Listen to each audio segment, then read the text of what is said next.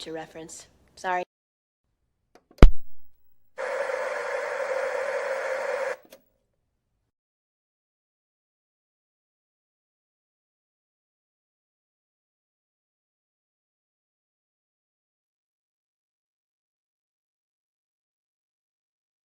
What's up, guys? Hold on, let me make sure that all the lives worked because we're on as well as YouTube. We are also on Kick and Twitch. Yep, it worked and it updated and everything. Okay, look at there's Smallville Man over on Kick. Thank you. Okay, so it looks like the Kick chat has finally caught up a bit. It's definitely not as delayed as it is on Restream. Holy moly. And I see Mongoose over there on Twitch. Thank you. All right, let's say hi to everybody. Hope you guys are having a great week. Schick always right away with the 199 Megatron. Thank you, Schick. Schick, did you change your profile picture? That is a slightly disturbing, but also hilarious at the same time. Thank you so much. What's up, Hokies? Gas station burrito. The King's Court's in the house. What's up, Kings? He'll be going live after my show, so we'll be heading over there afterwards. Hope you're doing well, Kings. Brandon, Adam, hello. Cajun Corey, Shane, Count D, and Mongoose is also over here on YouTube. Mountain Mutt, Hertz Donut, Venom Bite. Hey, I was like a minute late, Shane. Come on. And yeah. So I thought that was gonna not really be a thing anymore, but holy moly, man. Lots of rainbows all over my timeline, I'll tell you. Digital Man Dave, AP, Richard Dower, uh, Wolfman Ryan, Faithful Geek. Wow, everyone's here today. Duppy, Andrew Thomas. Hey guys, it was like a minute. I just forgot to hit the live button. Sorry. Nini, Tazrin, Power Keg Greg. See, it wasn't that late. Let me see. Yeah, guys, come on. I'm just kidding. So how's everyone doing? It feels like I know what like maybe it's because I just started doing Wicked's World again like a couple months ago, but it still feels like you know, it's been a while, if that makes sense. Mike says it's been an interesting day, if nothing else. Um, Andrew, that was a secret. Raging Cajun, hello. Mountain Mud, did I get a super switch? No, I did not. Here, let me exit. I'm seeing my face over on Kick, and also, what's up, Buster Voodoo? Here, let me. It is a little delayed, so I am gonna pop out the Kick chat just to be safe, so that I'm not like way behind over there. Thank you for pinning the message over there, Herschels. Okay, chat is popped out over here now. Okay, there we go. So Kick is getting there, but you know. Anyways, no, I did not get the super switch and I'm not in a rush. I know a lot of people are super excited for it and I'm happy for them. Like it's all over my X. I absolutely would not wait in line for that. But then again, I'm more of a PC person, so I'm not waiting in line for any console. But a lot of people got their switches last night or this morning and they're super excited for it and I'm excited for them. What's up, Hunter and Raw and Spider Unlimited? I'll probably eventually get one. But Shane, I heard the same thing. I heard it's super. Um, I'm just not yeah, over on Kickbuster Voodoo PC Master Race. Exactly. So what's up, Daniel? I I'm not in a rush. I do want to get my Switch fixed. I have to get it's just the charging port that needs to be fixed. So I'm sure I can get that like super easy. I should actually look around and see if I know a friend that can fix it so that I don't have to pay a bunch. But so I know like with the Switch, there was a little bit I heard about it like that you don't like actually own your games or, that if you do something that they don't like on the system that they can just completely, like, shut it down or something like that. Someone explained this to me yesterday, and I was like, "Are you serious?" It's like, "Maybe I don't wanna switch to then, like, I'm gonna pay for." But to be fair, the only game I'm looking forward to is the Donkey Kong game, so I'm like, "Am I really gonna spend that much money for one game? No. I'll get it eventually, but, like, I haven't even touched my Switch since January, so I'll be alright." So that is it, Power Keg Greg. Yeah, see, I don't like that. I don't like that, Nintendo. What's up, Steven? Daniel says, "I'm waiting on the Switch also." You know what? Let me do a poll, actually. I was gonna do a poll, and I totally forgot because I was 30 seconds late, but no longer than that, so I don't know what you guys are even on about. Um, no, I was actually sitting here, I was in the studio, and I was like, "Oh, showtime," because it has a little thing if you've never been on a StreamYard call, it says showtime. So, alright, let's see. Start a poll.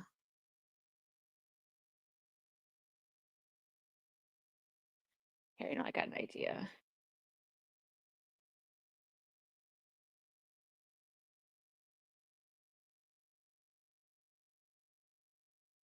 Okay, here we go.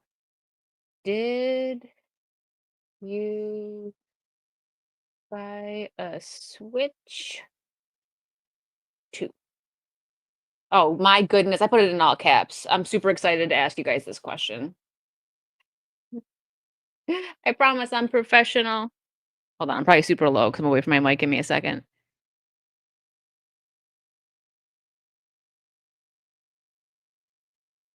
Ye mm, Nope. Okay. There we go. Poll started. I threw you guys off and added a little something else in there. Uh, Nice outfit. Me, thanks. This is very comfortable, actually. Everyone thinks like, "Oh, you're crazy. You're wearing a pullover in Florida," but it's very thin. This is actually meant for like beaches and bathing suits, but I make it work as an outfit because I like it. It's super comfortable. What's up, Dangar, Force Ghost, Jeremy? You know, I think I gotta tighten this. I'm not gonna do it now and like break it, but I need my mic to be back up here. It's not. So Blabs actually pointed that out to me. What's up, Jonathan, Stevie? Uh, Eric, what's up? Sure I missed anybody. Trash talk. If I decided to buy a Switch, exactly, Spider Unlimited. That's exactly how I feel. I'm like that with every console, though. I think the Switch one may have been the one that I bought that pretty, you know, close to the launch date, but even that was not like opening like the day that it dropped. So yeah, I'm gonna wait.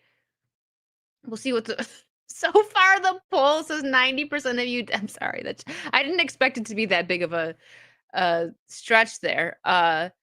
90% are not buying the Switch 2. Interesting. Well, Corey says this is the first time I got a new console on launch day. Really? Well, I hope you enjoy it, Corey. I'm not doubting it. I know a lot of people that are excited for it. I will most likely I'll eventually get one, but I don't know when. It'll most likely be like when they have some kind of package. Like I still think that I said this on X. They should do variations of it like they did with the Nintendo 64 and do a Jungle Green Switch with the Donkey Kong game. They might get me with that. They might get me with that if they release that because that's something that I would look at that as like I'm collecting it and I love Donkey Kong, right? So we'll see. I don't think they're gonna do that, but it would be smart. What's up, Metal Chew? Asra says Nintendo didn't convince me the Switch 2 wouldn't end up being their flagship console for the next 10 years. Interesting. Yeah, and see, I like Mario Kart, but I don't play it enough to have that be like the hype for me to buy it. So, all right. Let me Oh, I don't need this up right now.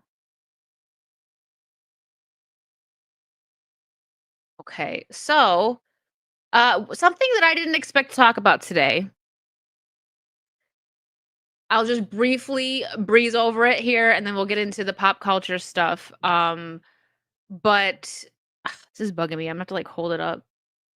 I think I gotta tighten it, but I'm gonna mess with it off stream. Um, so the Elon Musk and Trump stuff, goodness, I didn't expect to wake up to that this morning.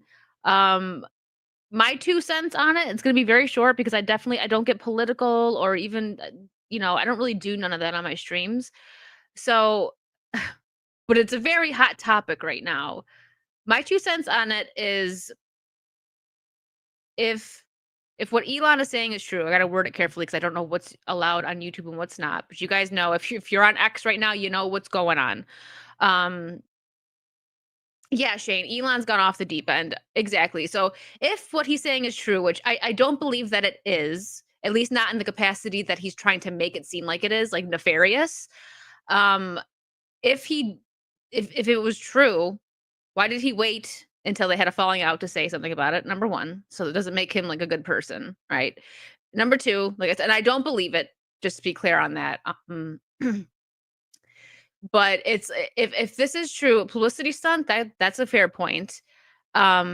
Possibly, but if they really did have the falling out, it's it looks very poor on Elon's part that he's reacting this way. He's reacting like a scorned girlfriend, right? Like going around talking crap about her ex after they broke up instead of taking the high road.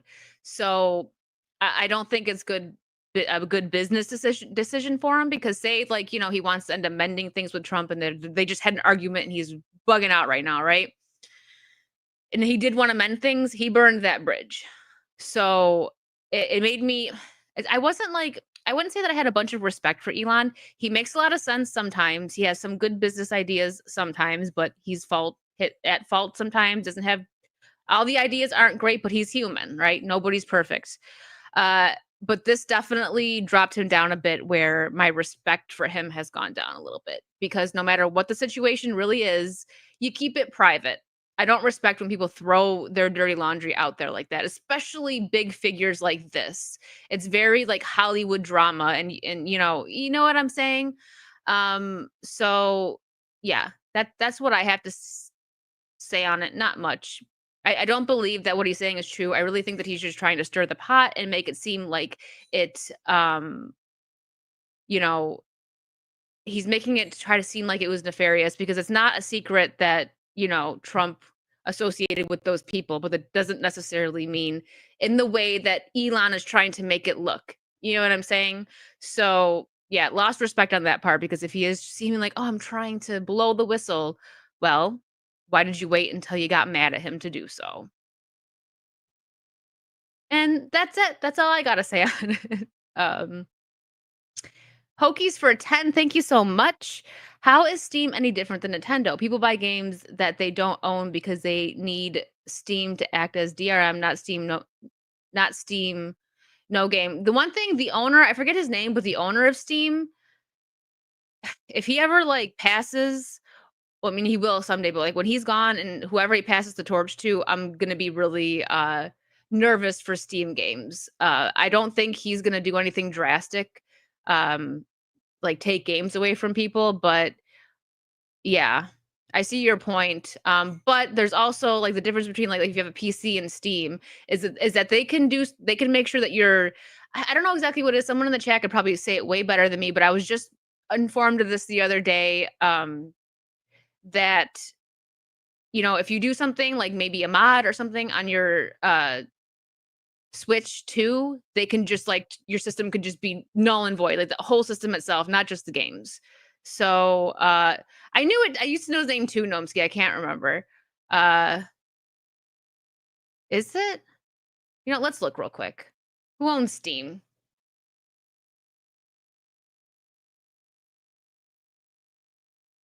Oh, it's the owner of Valve Corporation. And yes, it's Gabe Newell. So yes, you were right, Ezra. Make sure I didn't miss anything here. You can actually emulate Steam if you're not interested in playing online, but you didn't hear that from me. Gotcha, Ezra. Gotcha. Um, uh, They could brick your Switch one too. Yeah, see, I didn't know that. I didn't know that about the second one either. So that's not good.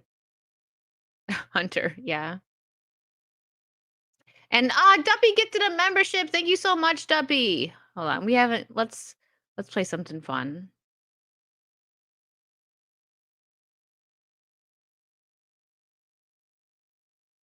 I always forget that I can't do the it's too small, but thank you. Didn't mean to hit it again. I'm a professional, I swear.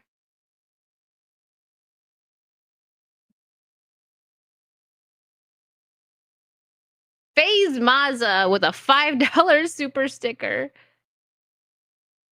I don't there's why does Maz's face or just like him, he fits on everything when you guys do the Photoshop? Because which one was it? I forgot. Which one? You guys, there's you guys are like Pokemon. There's a bunch of you.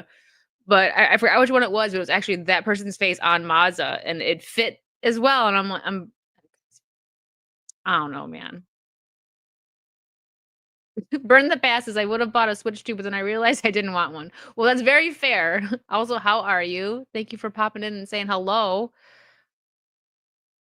I love the animated series. You know what? Speaking of that, that can be our first topic we're to hop into. This is bugging me so much. I gotta make sure I fix this after the stream. We will get into the PlayStation State of Play. Not everything. Sorry. Some of it. Just a couple of the games. Like one of them in particular, I'm excited for. We'll save the big talk for Saturday though. That's saucy. Okay, there we go. Goodness gracious, do I have enough tabs open?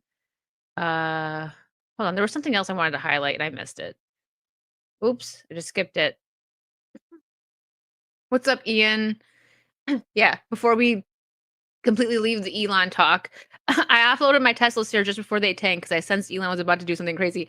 Are you serious, Ian? You really did that? Ian's a Jedi. He sensed the disturbance in the force. Also, what's up, Maddie? Sorry if I missed anyone. When I go on the rant, sometimes the chat moves fast on me. Uh, what's up, Sean and Greg McMahon?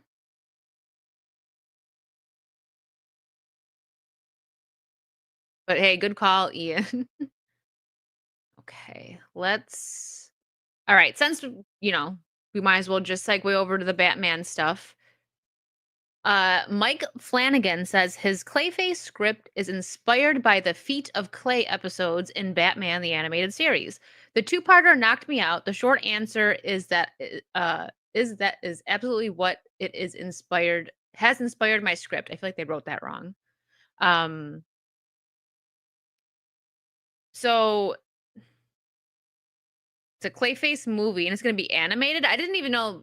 I might have known that this was coming. There's so much news that just gets like loaded into my brain sometimes that I just forget.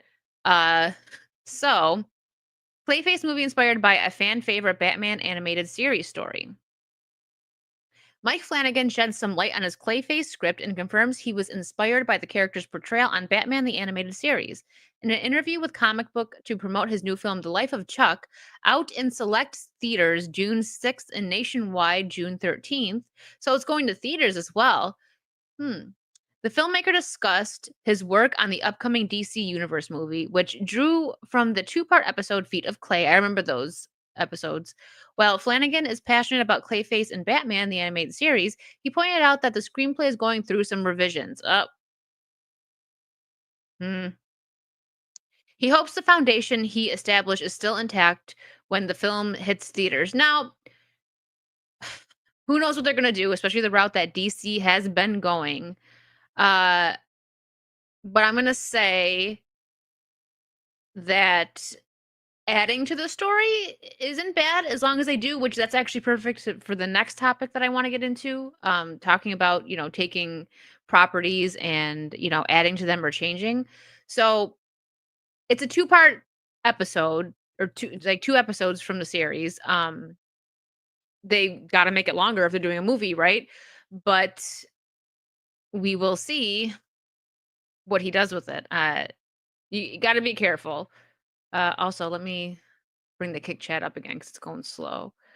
Yeah, it's going super slow. No, I see Herschel's bunny up there now. Hmm. I don't know why it does that.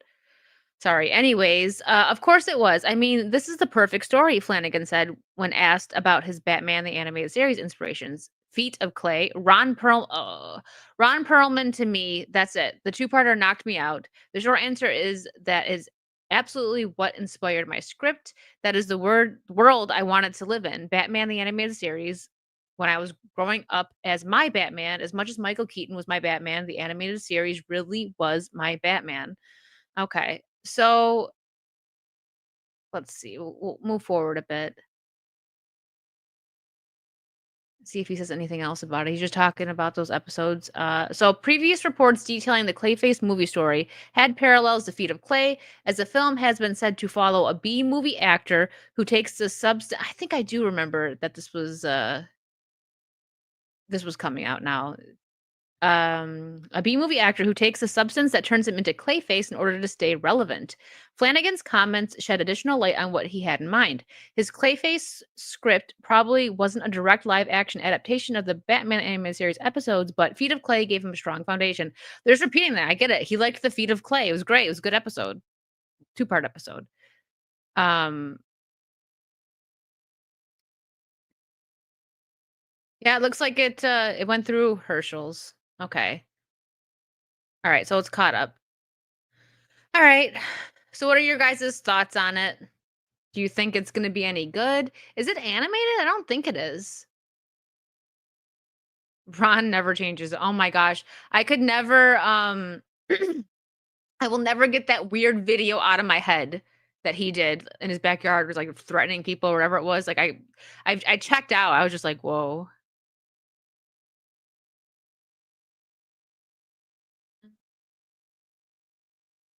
You had me at Batman. I'll probably check it out because there's a few, you know, uh kind of, well, I don't know about the live action DC lately, but there has been a couple decent, in the last, like, 10 years, animated DC movies that I liked. And Azra, I agree with that. I push that all the time. Like, when people are shocked that, like, an actor did something, like the whole I always use the Blake Lively and Ryan Reynolds thing. I'm like, "I'm not surprised. I'm not offended. I'm not mad." Like, they're insufferable. Shocking, but not really. Heart of Ice. Oh, that's a good one, Andrew. Mr. Freeze. That one? Sorry, guys. Like my throat is acting up on me now. Goodness.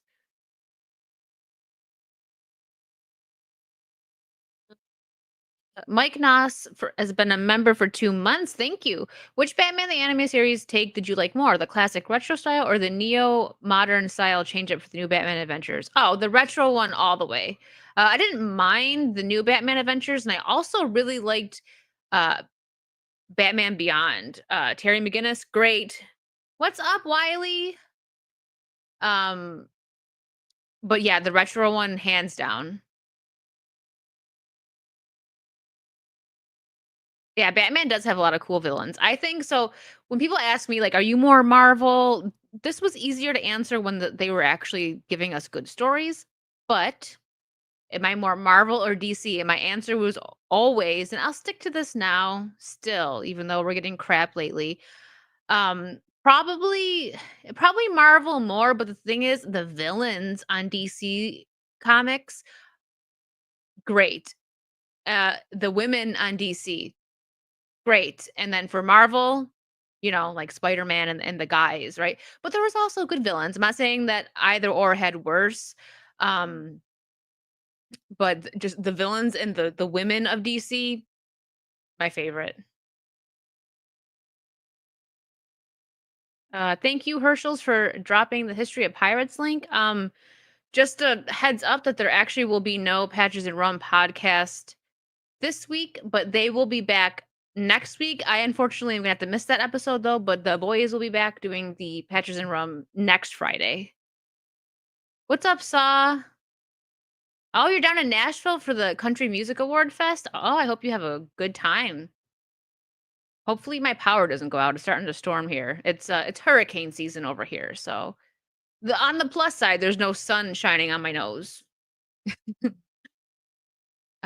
Oh, yeah, Keanu is such a diamond in the rough, which I don't understand why he's doing this Angel movie. I'm interested in, like, him playing an angel role, but the rest of the cast, why? It's like they're using him, to get people in, which, I mean, that's not anything that's new, happens all the time. Into the Woods, I will always talk about this with that. They used Johnny Depp to get people in those seats, and he was in it for, like, 5 minutes, and I was so mad, and I was in that theater like, "Where are you serious? That's the reason I came, and he's gone already?" That's the thing, Keanu has been in a lot of bad movies, and I guess, unfortunately, we got another one coming up. Um, but yeah, speaking of bad movies, we got a couple things. Listen, later in the stream, we'll get to this, but it's so funny that last week I was talking about, how like, just the Jackie Chan movies for some reason, don't remember why we got on the topic of Jackie Chan movies. We're gonna be talking about Jackie Chan a little bit later because there's something was announced and another, something that he wants to do. Like, he was saying that he would like to do a Rush Hour, 3 or 4, sorry. How many are there? Yeah, Rush Hour 4, sorry, there's 3 of them. So, we'll get to that a little bit later. I just thought it was funny. I seen it, like, the next day, on Discussing Film, I think, and I'm like, "What? We were just talking about Jackie Chan." What's up, D Subversion? Dingus, hello. Knock knock. Count D, was that the one with Anna de Armas? That one was freaking weird. That was such a weird. I remember. Yeah, it's got to be that one. I was like, what is he? Why is Keanu in this? He's too pure and sweet to be in a movie like this, and it also was just bad. So speaking of movies, this is one real quick. There was another thing I wanted to bring up, but Martin Scorsese says that he doesn't watch movies in public theaters anymore. Peter Travers says Scorsese told him that audience talk and go on their phones too much during films now. I could see that. Um, it's super annoying. I put my phone on silent and it goes in my pocket and this is newer. I don't even know if I've had my I think I seen one movie with my watch on, but I put it on sleep mode so that there's just, like, there's no light. Uh, I agree with him though. He says, "To be fair." Yeah. So I'm going tomorrow to see Ballerina, which we'll talk about that in a little bit too. So I'll be able to, I would have liked to see it before this stream, but the only showing that I could catch was at 6, and that's when the stream starts. So I was really hoping that I could have gotten like an earlier showing today so I could see it before, but it's okay. Yeah.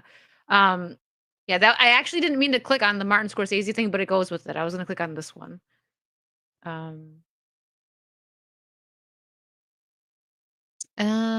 Present. This one. George R. R. Martin says the hardest thing about Hollywood is dealing with other writers. They empower these writers to take material and make it their own. Often they do not improve it. I agree with him, but also George needs to finish his books. Oh wait, hold on, it didn't come up. Ian, hold on. Ian gifted 20. Hold on, George. Ian gifted 25 subs over on Twitch. Ian, thank you. Groovy. I'm so glad I keep that up now because it didn't show on yeah, it didn't show over here on the StreamYard end. So I'll keep this little chat popped up right here. Thank you so much, Ian. I'm gonna double check. No, it didn't. I don't see anything. I'm just double checking to see if I missed it on this chat. Nope, it didn't. Thank you so much, Ian. Did I say Twitch? Oh, sorry, Kick. 25 subs on Kick. It gets confusing. So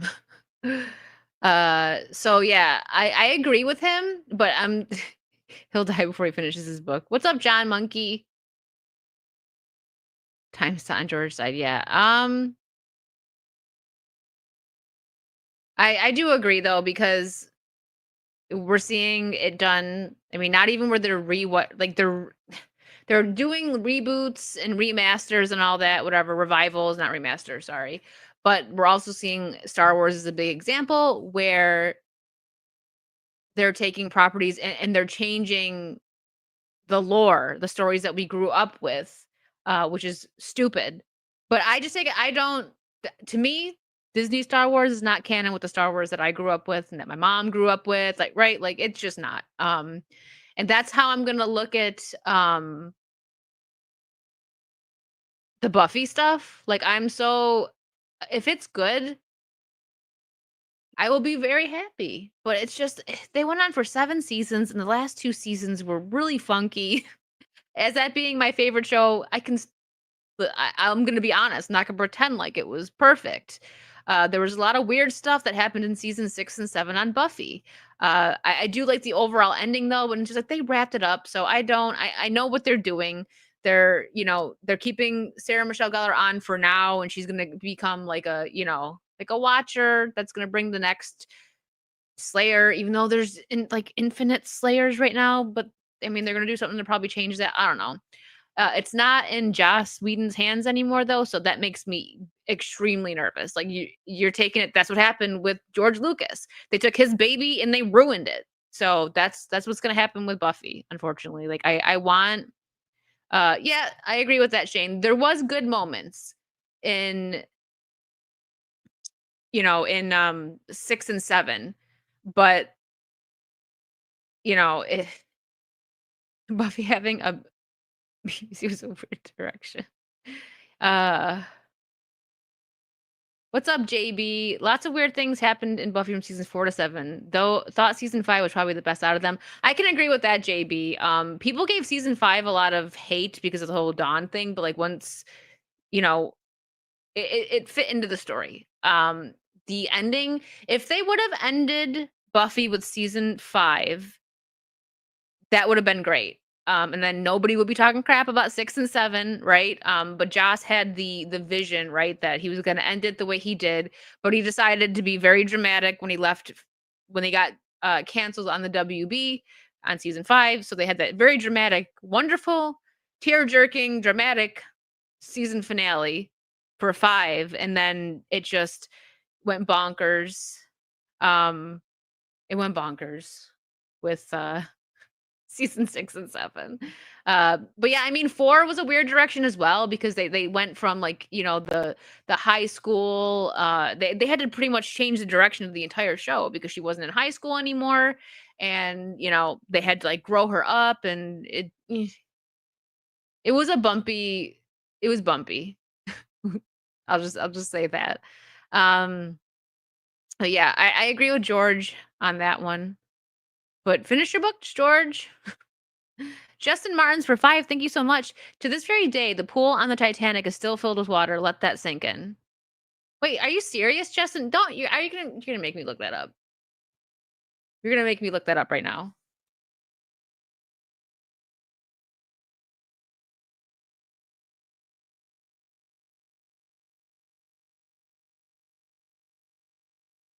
Okay, let's see.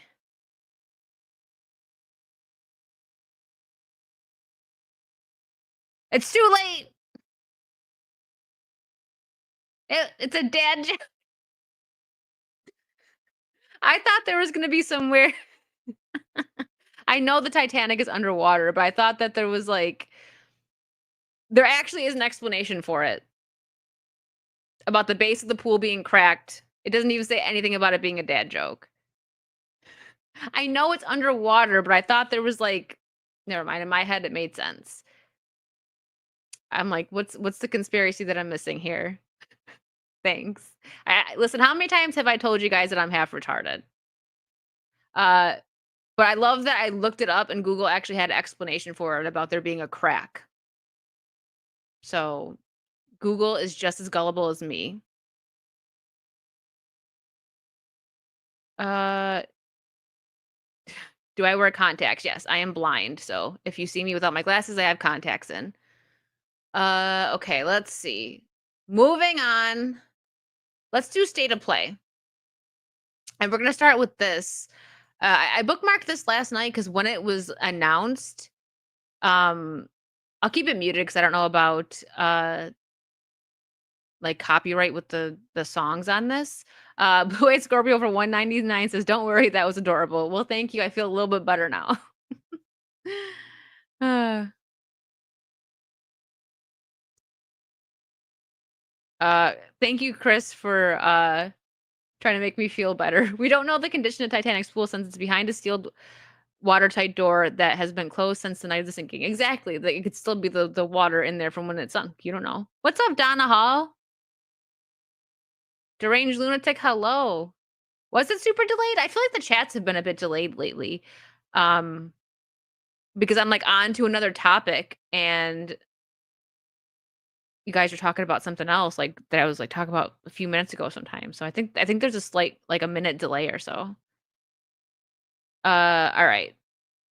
Jack is still in the pool. Well, that we know, Shane. All right. So this is it's probably on like a better like page now, but thank you to this random account. Sea of Remnants. Let's take a look at it. And again, don't worry, no sound because I don't know if they're finicky with that. So I'll just talk over it. We just got to see what it looks like. Uh I I'll get your guys' thoughts in a minute, but what I'm gonna say is that I actually might get this game. I may wait to see reviews and see like the route that it goes on. Here, let me mute it for myself. It's coming out of my headphones. Um, so the vibe that I get off of this, like the animation is fine. Like I know it looks a lot like Sea of Thieves. But I don't know if it has, like, a single player option where it's, like, an adventure mode, right, where it's not open world. I'll still play it even if there's other people, but I like that it seems that there's more to do solo on this game, and I like that. It does look like Mikey Island, oh my gosh. It does look like Monkey Island, JB. I agree. But I think it looks pretty. It's I think it's gonna go over better than Skull and Bones because you can get off the ship and actually interact and do stuff. Uh, Devastation said, "I thought of Wicked when I saw this game on State to Play." Really? Well, it looks good. I like it. It looks good. I may wait to see a bit of gameplay before I buy it, but I do have a PS5, and I have no like newer, well, not no, but I don't have many like newer games for it because I usually just get everything on PC. But it's interesting. So if they have an option, um where it's like, you can play on because it is multiplayer. I looked it up and, it's only 3 players, which stinks. So, like, if the pirate crew wants to play it, not all of us will be able to play it. I know King said he wasn't interested in it though, so, maybe some of us will play it, we'll see. Um, but I will like if they give you an option where let's find, like, a good pause spot on this. Here. I'll like it if you get an option to do an adventure. Like think of like GTA, right? There's the story and then you can play online with friends. So if they do that, I'll be very happy. I think I'm gonna get this. Like I'm a sucker for a pirate game, except for Skull and Bones because that game just looks like absolute trash. It was not good. Ugh, but maybe this one will be. What's up, Cody?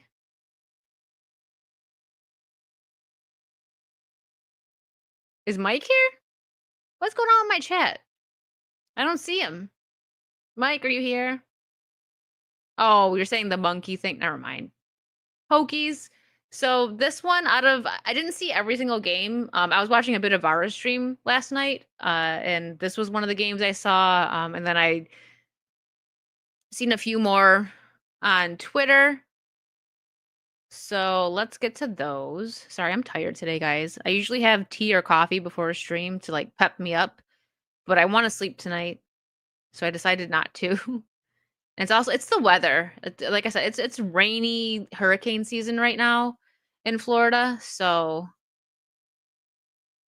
here, let's pop this one up. This is the James Bond one, which I didn't watch the trailer for this, so let's keep the music off for it.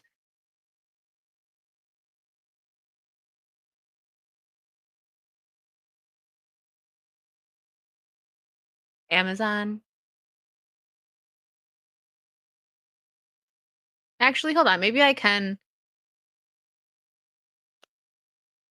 Oh, I'm gonna play the sound. Hold on, give me a second, guys. Let me reshare this. I think I can play the sound. You reshare. Oh, I didn't even have it up. Good. Share entire screen. There it goes. All right, I think we can listen to this. I don't have my headphones on, so I can hear it with you guys. I'll just talk over it. All right, new James Bond game.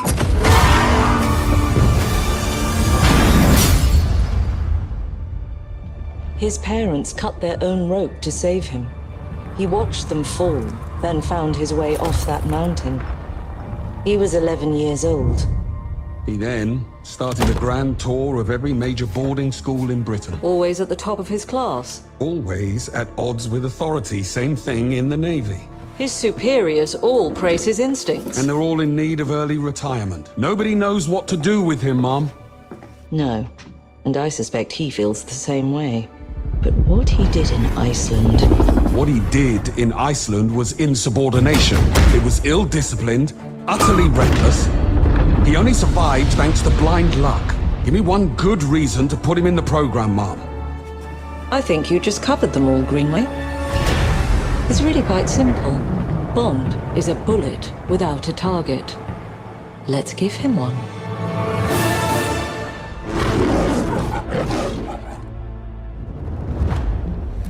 Do you have an appointment? The name's Bond. James Bond. He's with me. And you are? Don't think we've had the pleasure. Now let's not get ahead of ourselves, James.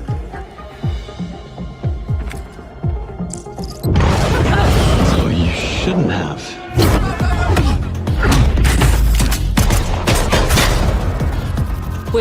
Hold on. I was thinking the same thing, Venom Bite. This doesn't look like a Bond. Discount Tom Cruise. See? Okay, so it wasn't just me. I was gonna get through it first, but I caught what you guys were saying, and yeah, it's Ian for Bond. I can get behind that.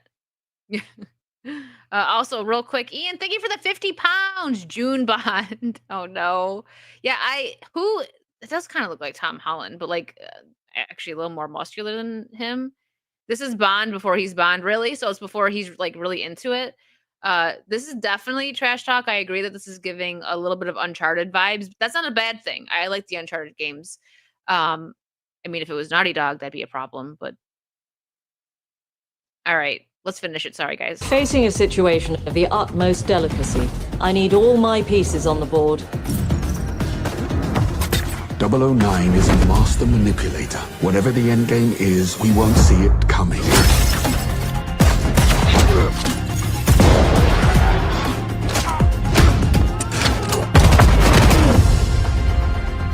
Jet lag.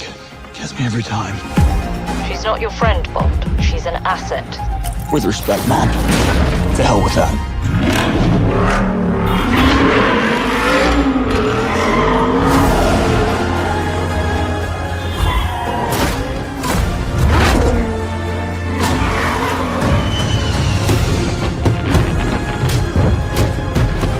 Tell me, what do you do, James? Lately, headhunting.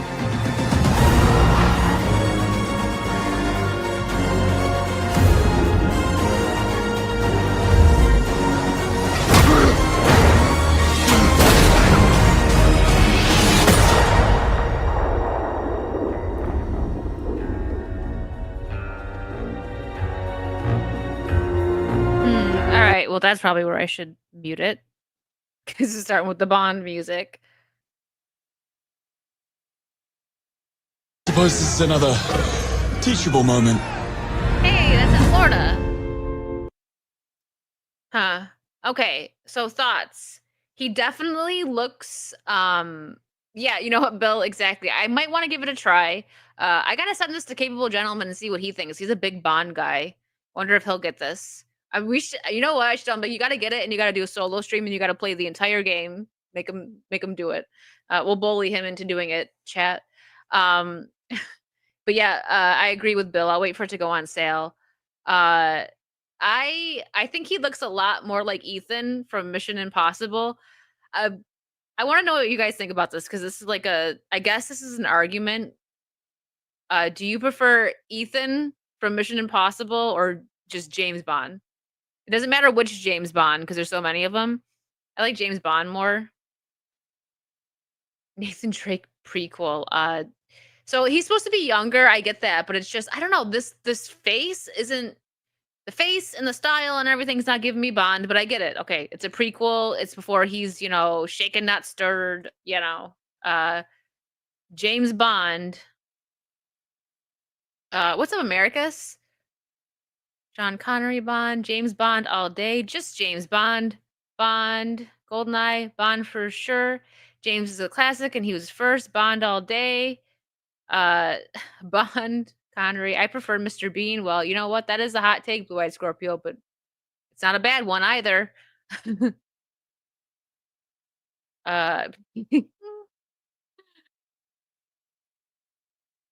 Spider Unlimited for 5, thank you. As a lifelong Bond fanatic, collector superfan, this does not excite me, really. Man, I'm gonna send this to Capable Gentleman and see what he says. I feel like he might say the same thing. But I'm still gonna try to bully him into getting this and playing it on stream. Because I don't think he hasn't done a solo gaming stream yet. So we're gonna bully him and get him to do one with the James Bond game. I mean, that's not until 2026, but What's up, Jay Red? You have not been here for 5 minutes, Herschel, or not Herschel's, Americus. Maybe, but I was watching a trailer. Sorry. Oh, thank you. Over on Kick, Herschel's. Okay. Stop sharing. I said like. Okay, so 3 to 5 minutes. Yeah. It might be okay, but it's not super exciting, and, if Bond fans aren't excited, wow. There's too many of them, Corey. What am I supposed to do? Okay, let's see. Only one more game we'll talk about. Like I said, I'm gonna save the, like, just us we did this at the last State of Play on Saucy, where we just kinda went through the list of them, watched a little bit of the trailer, and then moved on. Let me see here if there's any music on this one.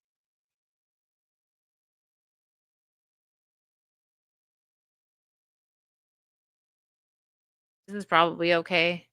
Hydrate on Twitch. Oh, thank you. Okay. So the next one we're gonna look at, and I will play the sound. I think it'll be fine. I agree, Azra. I get more excited for the indie stuff as well. All right. First trailer for Marvin Tokon, probably Tokon, Fighting Souls, releasing in 2026. I am a sucker for a good beat 'em up fighting game. So, or like this. Let me put on my headphones. Greg's here. What's up, Greg?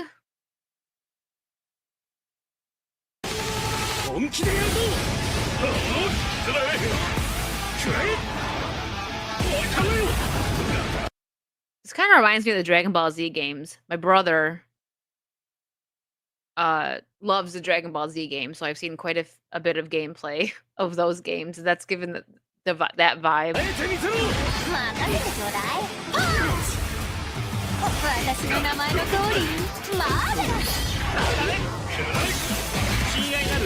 Hi, Greg. Sorry, I forgot to say it.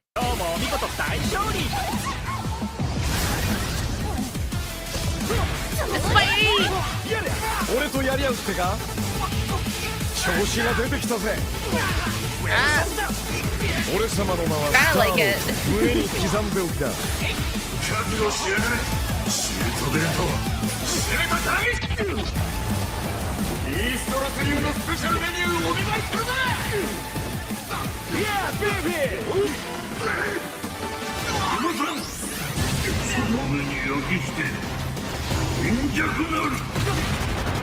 I kinda dig it, guys. This is Phil edition, right? Yes. たとえ人々に嫌われていても私は世界を守るさあ耐えられるかしら4 versus 4? Oh boy. That's chaotic.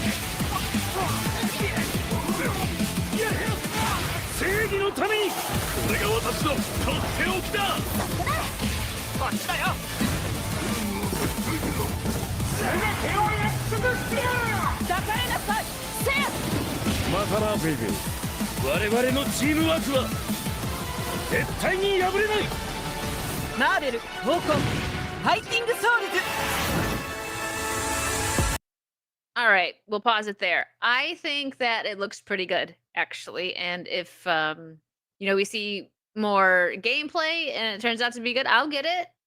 Seems fun. I love good fighting games, and it does here we go. Yeah, Steven said it. I like Street Fighter. I love Street Fighter. Street Fighter 2 is the first game I ever played. So I've got serious nostalgia for that type of game. I like this. I don't know. Let's see.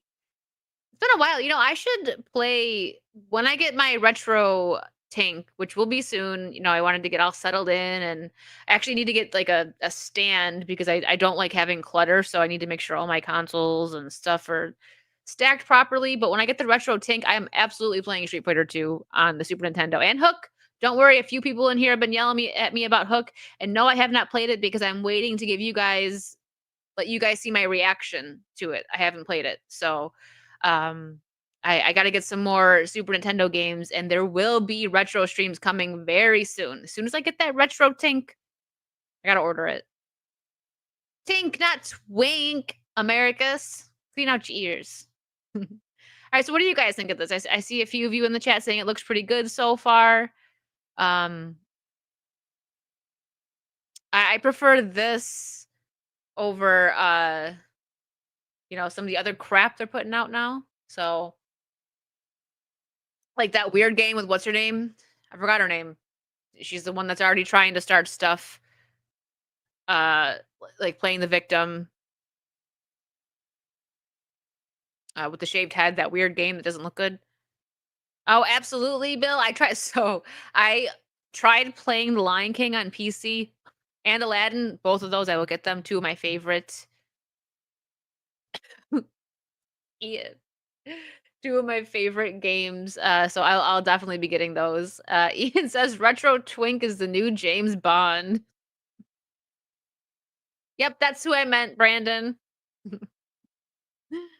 All right, so this one, I decided to keep it on like the more positive side. We'll talk about the rest on Saucy on Saturday, but those are the two games that I've seen so far. There's a couple that I didn't watch the whole state of play, so I missed some, like quite a bit actually, of what's coming out. So we'll see. I'll see it on Saturday. Those two though, I was I'm kind of mildly excited for it. It's hard to say that I'm excited for anything these days, but I'm interested. J Red, I love arcades. I miss arcades too. I used to go to this like putt putt. I think a lot of people had that, like especially a teen night thing where like on like Friday nights and it was loaded with arcades. It's still there, but you don't find like actual arcades anymore. Mountain Mutt for $4.99 says Donna Hall is currently operating a motor vehicle, so she can't text me. Women can't drive. Repeal the repeal the 19th. Women are evil, etc. Mountain Mutt, you don't mean that. Poor Donna. She's always getting picked on. Oh yeah, the Metal Gear Delta trailer. We can check that out. I did see that one actually. Let me just go on YouTube for that one.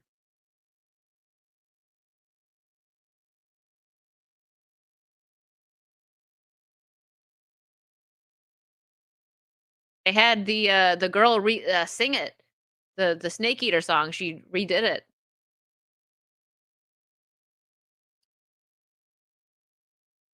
I wonder if I'll get in. Hopefully I don't. If you're watching this back after the live and this is clipped out or it's muted, it's because they got me. So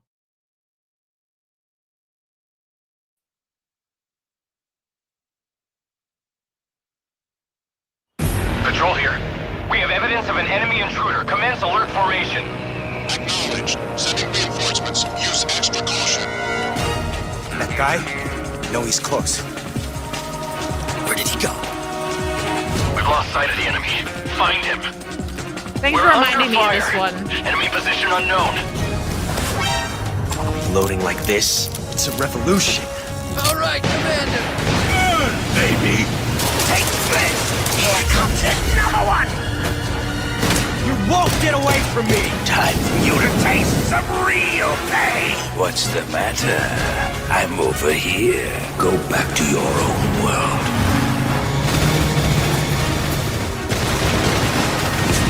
See you in hell. I'll grind you into nothing.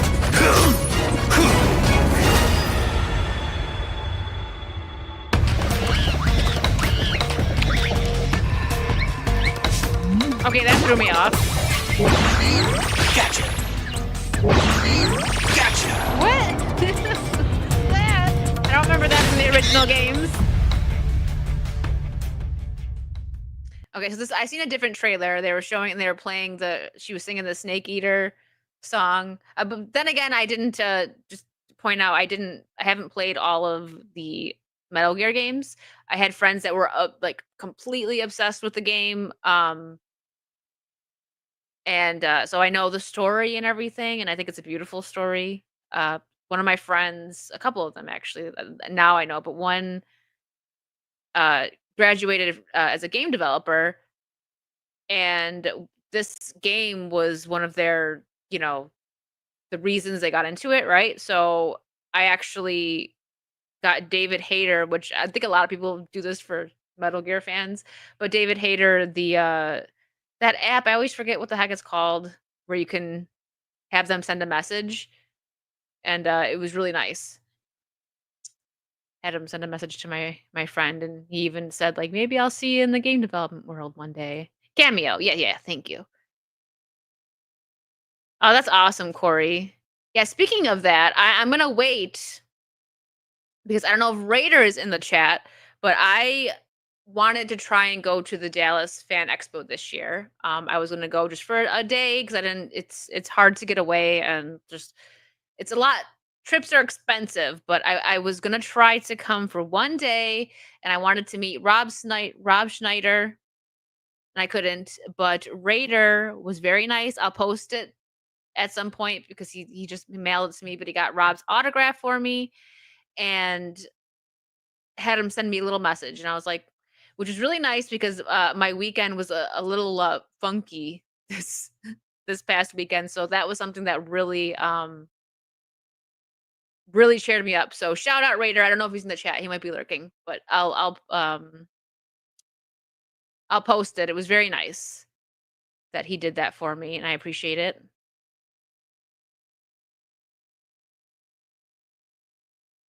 I want to see. Okay. I think some of the Twitch stuff actually might not be showing up. Oh, no, that did it. It was just delayed. Okay, we got... All right. I'm just double checking to make sure I'm, like, caught up on everything. Let me pull up the Kick chat again real quick just to make sure. And Deadman, he said that at the end of it. He said, you can do it. I was like, what's up, Sam, over on Kick? And GRP, so sorry. So sorry for the delay in saying hello. And Sam over there. Okay. And yeah, thank you for reminding me of the Metal Gear trailer. That was another good one. Three ones that doesn't usually happen at the State of Play. Normally I'm like, boring. But not too bad. Not too bad. Let's see. What do we want to get into next? Oh, I know what we're going to get into next. And yes, I'm excited about it. That's why I got loud. I'm so excited for this, guys. Halloween Horror Nights. I freaking love Halloween Horror Nights, and I am pumped for this year, okay? They announced 2 things that I'm excited for.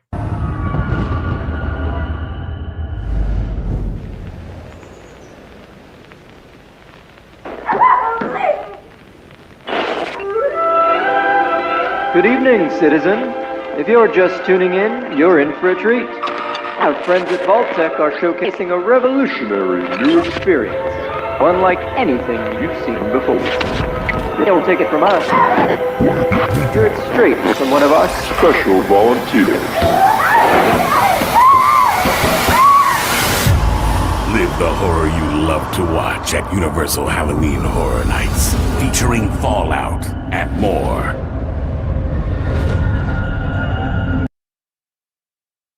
I am really excited for that. Hold on. Wait, there's more. Hold on. This wasn't, you know, there's no sound for this one. Okay. I'm sitting there trying to, like, why isn't the sound working for me? They also announced this. Five Nights at Freddy's. This house is gonna make me get scared. I don't like my friends pick on me because I don't really get scared in the houses. Um, and I don't like to pretend like I'm scared when I'm not. Like I just don't, just not my thing. I still enjoy going. There's been a few like the Exorcist house. Was it last year? I think it was last year. Uh, this house is gonna scare me. The jump scares are gonna get me. With this one, as long as they do it properly, which I think they will, because Universal does usually do a really good job. Listen, sometimes the houses have got me. I'm not gonna pretend like I've walked through and they never scare me. Um, but I'm excited for both of these. Fallout can be spooky, but it doesn't scream Halloween to me, especially not the more recent Fallout. They're probably I don't think they're gonna make it like the show, like a little bit, but I can see what they're doing. I know Fallout isn't it wouldn't be categorized under like a horror game, but there's elements of it that are scary, and they're gonna make the house look really good. They're gonna have ghouls walking around and everything. So I see where they're going with it, and I'm here for it. I like that they're stepping out, and not just going with like straight up horror stuff. Because I mean, think about it, as a kid, if I tried playing Fallout, I'd be scared. So, wait, so you get to walk around a Fallout-esque environment? Yes, Ian, and their houses are great. Okay, so the last couple seasons of Stranger Things, I wasn't a big fan of. I did think the whole Vecna thing was kind of cool in was it the last season? I don't even remember. The last season. No, last season was boring. It was the season before that that had Eddie and Vecna, and that was the Halloween. No, was that was last season, wasn't it? It was. I don't know. I'm confused because they took such a long break. Now they're all adults. They were 5. Now they're all 30. The kids. So it's been a while. But the house for Halloween Horror Nights was so good. It was one of my favorite houses. Um, I didn't care for the Frozen Empire Ghostbusters movie. I didn't hate it, but it would probably be ranked. It's definitely ranked last for me. Like obviously the original would go 1, 2, and I didn't hate the oh my gosh, what was the first one like in this 2-part like new I can't remember the name of it. Was Afterlife? Actually liked that one. But I didn't care for Frozen Empire, but I thought the house they did a really good job with that at Horror Nights. Rest in peace, we could have to put up with autistic 12-year-olds. What do you mean? There's gonna be a bunch of 12-year-olds running around? Listen, the jump scares get me, man. If you guys watched, was it last Halloween? Yeah, it was last Halloween. If you watched my Five Nights at Freddy's streams, I actually screamed, man. Stupid Foxy and Chica. If I have real rads, make it real. Yeah, probably. Yeah, it's gonna be a house. There's a Lovecraftian lore throughout Fallout. See, and maybe they'll, you know, dive into that. I think Universal usually does a really good job. They work with what they can, and I'm excited for both of them. What's up, Too High Strung? I went a few years ago in Hollywood, and I'm tall enough to see all the actors, but the supernatural Mexican folklore, couldn't get that one out, houses fudged me up. Yeah, some of them are really scary.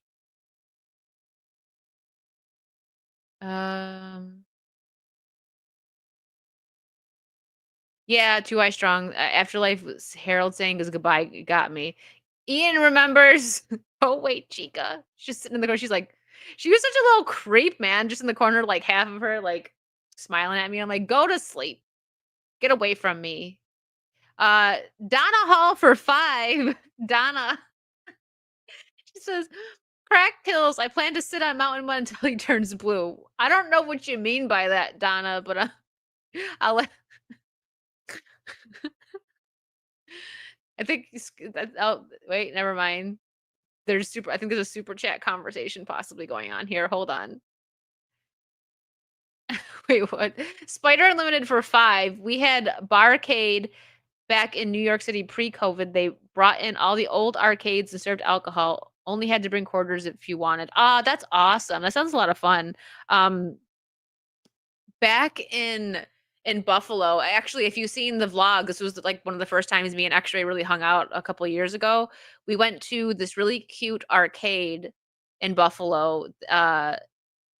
That they serve pretty good food actually, and, like, fancy drinks, and there's a bunch of arcade machines and pinball machines. It's fun. It's small, so it's not like a full out arcade, but I appreciate the aesthetic, and I actually went there with some friends for New Year's Eve, I think it was the same year that me and X-Ray went, like, it was, like, a week after she left or something. It was a lot of fun. Duppy Rider for 5. My friends asked if I wanted to see Ballerina tomorrow. I said, I guess, but if she beats John Wick, I will be done with the movies for a year. Well, I hope not. I hope they don't go that route. And no spoilers, please, guys. I'm going to go see it tomorrow. I hope this is just because if I'm understanding correctly, this is a prequel. So I think he may be in it, but I'm hoping what they do is they kind of just have him come in at the end. Uh, but yeah, I hope they don't, make it where she beats John Wick, because then it'd be like it would make the last 4 movies like, okay, he's not the scariest if some chick beat him up, right? He wouldn't be looked at as the boogeyman, at least not in my opinion. We'll see. Mountain Mutt for 499 says, I take it all back. Wait, I'm heterosexual and untethered. No, I don't. Are you talking to Donna Mountain Mutt? I'm confused. Spider, you like Duff's more than Anchor Bar? I actually thought Duff's was kind of mid. But at the time when I went there, I worked and lived upstairs from my job, which I could make my own wings. And I didn't think that it was I didn't think it was like that great. It's not bad, especially being in Florida now. I would take Duff's any day because it's just not the same. Maybe the next time I go, I'll give Duff's another shot because it's like I said, I was like, I can make better wings than this. What? I was spoiled. Anna de Armas does deserve a good franchise. I actually really like her. I like her a lot. I think she's gorgeous. She can act. If you like her, she was on the Hot Ones. If you want to see it, her personality is pretty adorable. Oh crap! I just X something out. Great. Hopefully it's okay. Sometimes I go to click on a tab and I accidentally exit out. All right. Speaking of, so I think certain things that she has done, like I'm a huge Marilyn Monroe fan, and I hope a movie comes out that does her justice. I'll actually get on that in a second. Uh because you know, Marilyn, like her story was tragic, but a lot of people that get their hands on her story and they make a movie of it, they only highlight that and they leave out some very important details of her life. And that she actually was pretty darn smart. And they just make her seem like she was just this battered woman that did whatever any man told her to do and got beat, which did happen. She was married a couple times, and yes, she was. But that's just like skimming the surface. But Anna de Armas portrayed her in the movie Blonde, which I thought Anna's portrayal was great. She looked like Marilyn. She played the role really well, but hated the story. I've said this before. I don't know if this makes sense, but you know how directors will write like a love letter to something that they love, like whether a franchise, a character, or an actor, actress, etc. Um, this director, it felt like this was like a hate letter to Marilyn Monroe. That's how I took it. It was uncomfortable, but the thing is, they exaggerated on certain parts of her life and they made it just like so bad. It was just bad. But poor Anna, she portrayed her well. It just was not written well, in my opinion, as a Marilyn Monroe fan. Character of Eve Macara, what was striking about me is Oh, by the way, this is Anna de Armas tells us how she developed her unique fighting style for Ballerina. The stunt team was so amazing watching me and kind of like picking up on things and how they could enhance that and put them in fights. her unique fighting style from other characters in the world of John Wick. How did you develop this fighting style? I think the fighting style came about just getting to know myself better. As I was going through the process of training, I didn't know to what point I could push myself and my body to do certain things. And the stunt team was so amazing in just like watching me, kind of like picking on the things that I was really good at and how they could just like enhance that and like put them in the fights. So I think it was kind of like a real discovery, very much like the character. Oh, I love that felt dress. Sometimes like I was training at the I need that Roma, dress. I'm becoming for the reasons. fighter and the assassin that I ultimately are in the movie. Character of Eve Macara, what was I like her accent too, Ian. So I hope it's good. I'm gonna go see it tomorrow. I hope it's done well. I feel like, and it's warranted. I understand why people feel this way. But nowadays, when like a strong, for lack of a better way of putting it, when a strong female character is brought up on screen, right? And even if we see her go like from training and become like tough and like knowing how to fight, there's a lot of people that take that as like woke now because females have been kind of ruined in cinema lately. Not just females, but you know, the whole like characters like Ray, like actual Mary Sue's. So even when, you know, directors and writers take the time to develop a female character properly, if she's like a badass, it gets taken a certain way. So I hope that they do this right so that it doesn't come off that way. You know what I mean? Like even Buffy now, right? I'll use that because that's always an example I use because she wasn't a Mary Sue.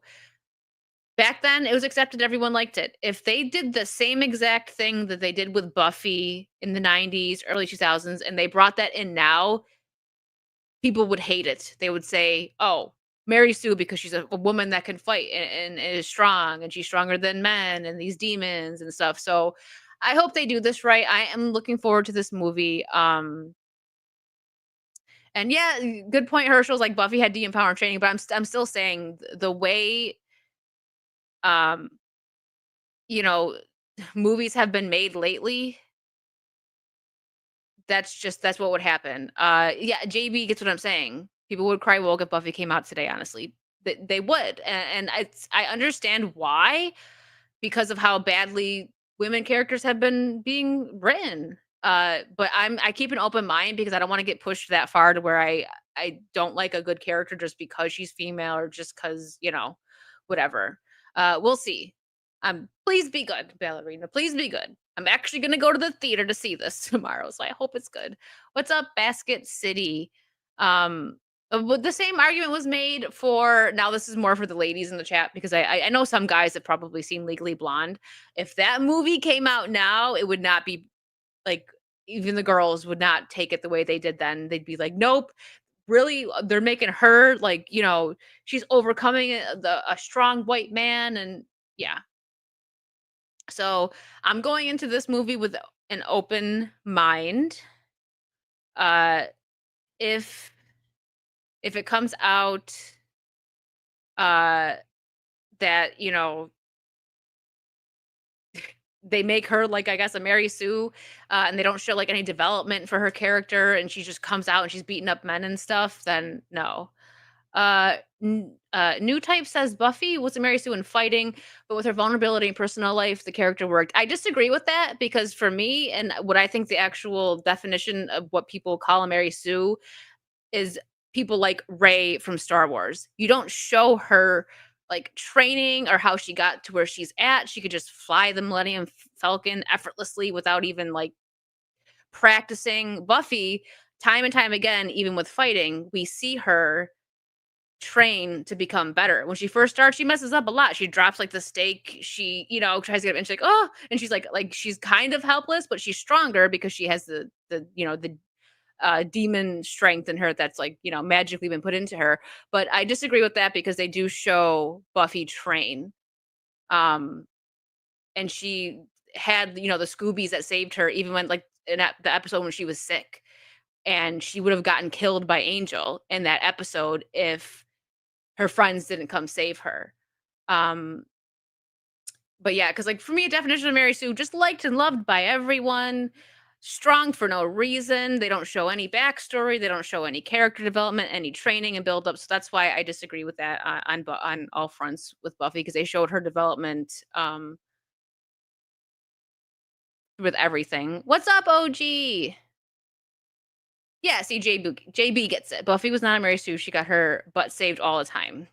She did. Yeah, Angel almost got her. She was like seconds away from being killed, and then she got saved. And again, like she messed up all the time. She got people killed, and so yeah, Buffy rant over. Let's see. Oh, here, you know what? This was a nice little article. I think I actually seen it because Ian shared it. So thanks, Ian. But I liked this article. Well, this tweet. I didn't actually read the article. We can click on it. Clint Eastwood. I long for the good old days when screenwriters wrote movies like Casablanca in small bungalows on the studio lot. Sorry, losing my voice. What's up, Birdman? We live when everyone had a new idea. We live in an era of remakes and franchises. Do something new or stay at home. I absolutely agree with that. There's no original ideas anymore. I'm so tired of remakes and, multiverses and movies being like minus like James Bond. That's a little bit different, but I'll use Fast and the Furious as an example. Like why is there 9 of them? Was it 10? How many are there? In a recent sit down with Austria based publication Career, Eastwood, who turns 95 on Saturday. Holy moly. Yeah, he's still the man. And don't worry, guys, I'll catch up on the super chats in just 1 minute after this article. 95. Goodness. Shared that he is currently in pre-production for his next film and still working. He added that fans don't have to worry about his retirement for a long time. There's no reason why a man can't get better with age, Eastwood said, and I have much more experience today. Sure, there are directors who lose their touch at a certain age, but I'm not one of them. Oh, okay, so he's directing. Got it. When asked about the current state of film, the Unforgiven director said he missed the days when theaters weren't overbooked with remakes, sequels, and adaptations of existing IP. I long for the good old days. Okay, we just read that one about the Casablanca. I've shot sequels 3 times, but I haven't been interested in that for a long time. My philosophy is do something new or stay at home. Eastwood went on to say that his upbringing in the old system of Hollywood forced him to constantly evolve as an artist and be vigilant for the next great movie idea. As an actor, I was still under contract with studio, was in the old system, and thus forced to learn something new every year. That's wonderful. I love that, Eastwood explained. And that's why I'll work for as long as I can, still learning, or until I'm truly senile. I love that. I think it's important to try and learn like a new skill or, something. And that's what's lacking, not just in Hollywood these days, in a lot of areas. But yeah, that's a very good take from Mr. Eastwood. Can't believe he's turning 95. I mean, I can believe it, but it's just when you hear you hear it, it's like, wow. I mean, the same thing with before Betty White passed. She's like, how old? Wow, man, like she's been around forever. Rest in peace, Betty, man. She was great. Loved Betty White. They don't make them like they used to. I'm not excited for more Saw movies. I've only seen the first one, so I guess not. I think I might have saw part of the second one. But no. Deranged Lunatic has been a member for 10 months, almost a year. Thank you. Where can we find your Five Nights at Freddy's reaction videos? I want to see you scream like a little girl. I think those are probably gone now because I'm pretty sure I was only gaming on Kick at that point. So I'm very sorry, but I may bring them back for this Halloween. Like Five Nights at Freddy's, I think are gonna be a Halloween time stream for me. So don't worry. There's more coming. Or there might be a clip. Herschel's will know. Because he might have been the one that clipped it. Spider Unlimited for 2. Bill's Mafia. Yeah. Josh Allen and Haley Steinfeld got married a few days ago. They're so cute. 2025/26 is the year. Let's effing go. I agree with you, Spider. Please. If we're going to listen, the Bills are going to end up in the Super Bowl, and I feel so much in my heart that it's going to be with Josh Allen. So it's coming. We're due for it. And anyone that wants to argue, listen, there's only a few teams that are deserving of it, and I think the Bills are absolutely one of them. We haven't been in the Super Bowl since the 90s. We're so overdue for it. Just let my boys get a win, please.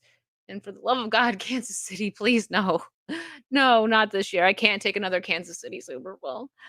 AP for 5. If she beats John, then the 4 movies will be a joke and they've ruined the franchise. Exactly. I agree with that. I could see if they do like a fight scene where they're really going toe to toe. But if that happens, John still needs to come out the victor because it'll look weird. He's not the boogeyman if he gets beat up by a chick. No matter how good she is, how strong she is, just no. You're telling me that he's gonna go through hundreds of people with that bounty on his head and all that and get beat up by a chick before all that? That would not make sense. Don't worry, guys. I will be very fair with my review and I'll be honest with you guys. I'll probably put it on Critic List. So if you're not following me on Critic List, make sure you hop on over there and follow me. I'll probably drop that shortly after I see the movie. But then, on Saucy, because I'm pretty sure that Disparu and X-Ray will have seen it for F&T. So we'll all have seen it on Saturday. So we'll also talk about it on Saturday as well. Deranged Lunatic for $1.99. So with the director of Blonde gay or what? No, it's hard to explain. But there was a lot of very graphic scenes. Like her like being in like a throuple with like these 2 guys that I don't know, they're like gay or whatever. And it was very weird. It wasn't true.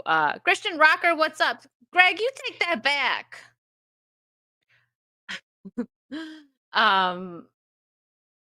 And you know what? I'm actually gonna shed some light on somebody here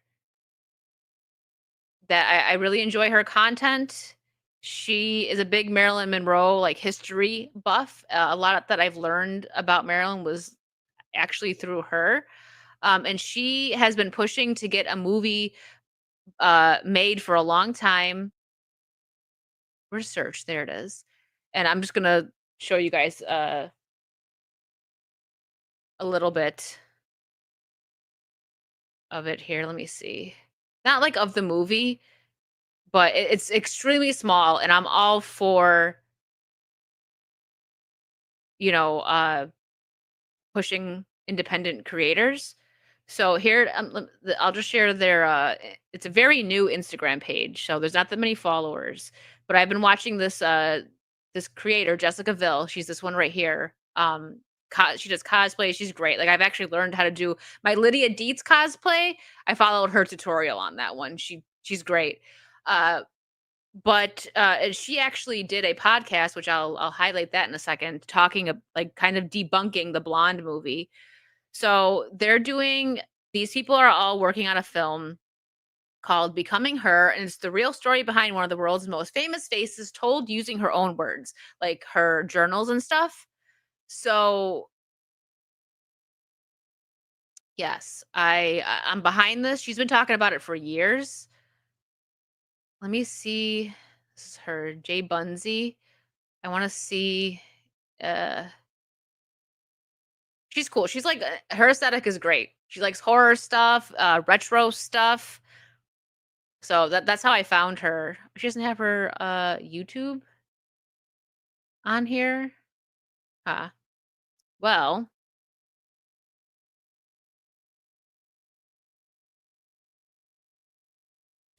she did a Betty Boop. She actually did. I don't know if you're asking if she did a Betty Boop cosplay. She did actually. She did a great job. I was trying to just like we're not gonna listen to it or anything, but I was just gonna bring up. She did a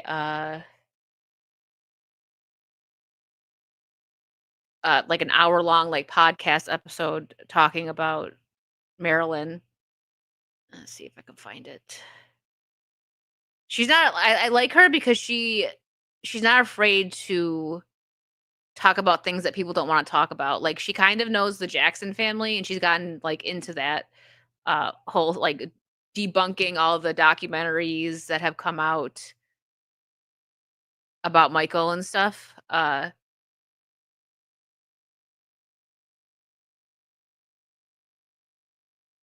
Here, I'm just gonna pop this up for a second. Sorry, it wouldn't be a stream of mine if we didn't go off and talk about something random. So this is a good. If you're interested in Marilyn Monroe, here I'm gonna drop it. I'm gonna send you guys to her because I really like her. Jessica Ville debunks Marilyn Monroe's story, the Found Records podcast. Yeah, I like this. So if you're into Marilyn, check it out.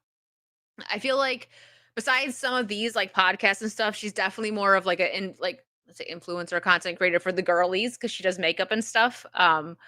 But uh I'm sorry, I came in at the you're saying gay throuple. So and I don't know if you've seen the Blonde movie, and I was talking about how I didn't like it. Anna de Armas portrayed Marilyn really well, but the writing I did not like it, and a lot of it was people thought that this was like an actual like biography of Marilyn, but it wasn't. The way that they portrayed it and like promoted it, and it's not. They put so much like just graphic stuff in there that was unnecessary. But yeah, there's a part in the movie where she's like seeing two guys, and I say gay because like I mean two guys together that's usually what it is. Um and it was hard to watch. I sat through and watched the whole movie, but it was hard to watch. But this lady here, Jessica Ville, does a fantastic job talking about Marilyn's life here in this podcast episode on her channel. And also, Becoming Her is a movie that she's working on with a couple other independent creators to get Marilyn's real story out in her own words using her journals and stuff. And I'm so interested in it. If they have some kind of Kickstarter or something that comes up, I'm definitely gonna like donate money to that because I'm all for it. He's kind of trouble. Yeah. The devil's exactly. Oh my gosh. Well, now that we've gone off topic a little bit, not really. We talk about whatever we want here, right? What else? Oh, the Fantastic Four popcorn bucket.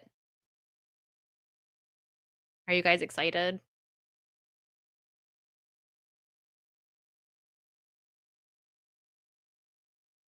Drew, what's up, Drew? Christian rocker. All right, here's I don't think the music matters. This is them revealing the popcorn bucket.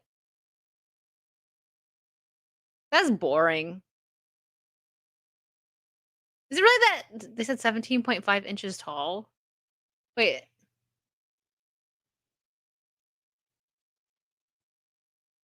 That looks kind of boring. I feel like they could have done better. It's a huge bucket. It is. Like I can't you imagine me sitting in the theater trying to eat popcorn out of that? I won't be able to see the screen. It'll be over my head.